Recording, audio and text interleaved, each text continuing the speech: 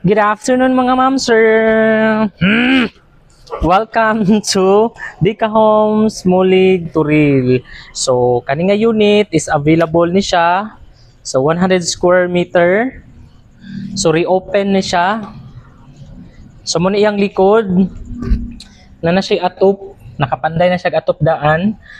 So, pwede ninyo ni siya mo on og kitchen or extra nga room. Yan. And then, let's go inside. Charis.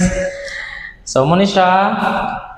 Ang difference lang ani sa moang unit diri sa Dika Homes Mulig is wala lang yun siya naka-tiles. Kana siya same gihapon, 2 bedrooms. Muna siya. And baniyang toilet and bath.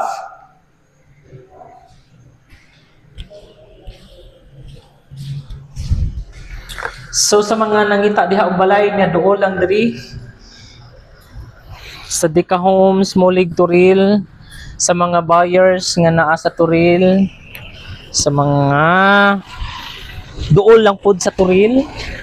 So daghan patag available diri sa Dika Homes Mulig Turil. Ano siya? So muna yung frontage.